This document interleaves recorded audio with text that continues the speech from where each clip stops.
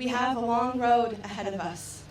I can say that Dollar General's main argument that several justices seemed obsessed with is that Dollar General is a U.S. citizen and that it is unconstitutional to make a U.S. citizen litigate anything in a tribal court because the U.S. Constitution doesn't guarantee that U.S. citizen in the tribal court due process rights.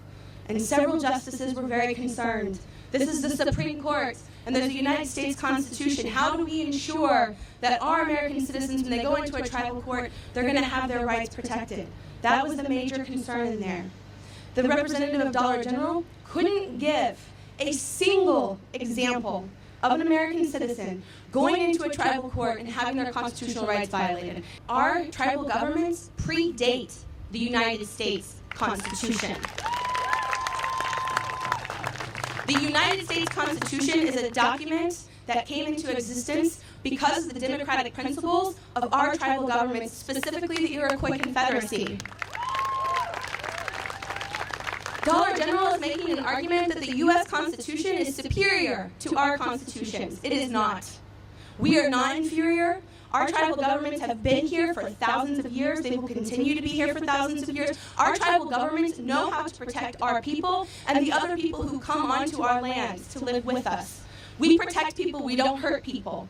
The only people that hurt people are the people that keep coming onto our lands and raping and assaulting and killing us. And to tell us that we shouldn't have jurisdiction over those people because our governments are somehow inferior is just wrong.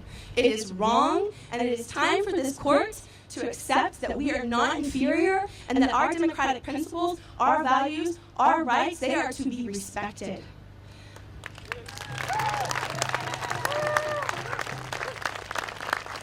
Dollar General wants to say that we're less civilized, that we're inferior, that we're somehow not capable of protecting the rights of everyone who comes into our court. The one thing that never came up were the rights of the young boy who was sexually molested on his own tribal lands and never consented to that assault. It's painful to sit and listen to over an hour of arguments that are dehumanizing and racist.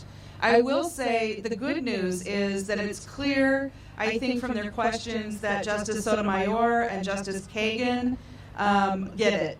The closest we got to talking about our issues that we wrote about in the brief was Justice Kagan asked, so the tribe has the power to license Dollar General's business, but not the power to protect its citizens? And that was a good question for our side. So that was the only time, though, over an hour of arguments that we even heard about protecting our vulnerable women and children. What do we say to a corporation that spends millions of dollars fighting tribal sovereignty?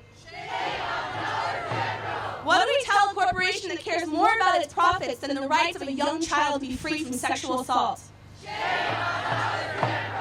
What do we tell a Supreme Court that makes an argument based on an 1800s doctrine that says we're a racially inferior people? What do we tell that corporation?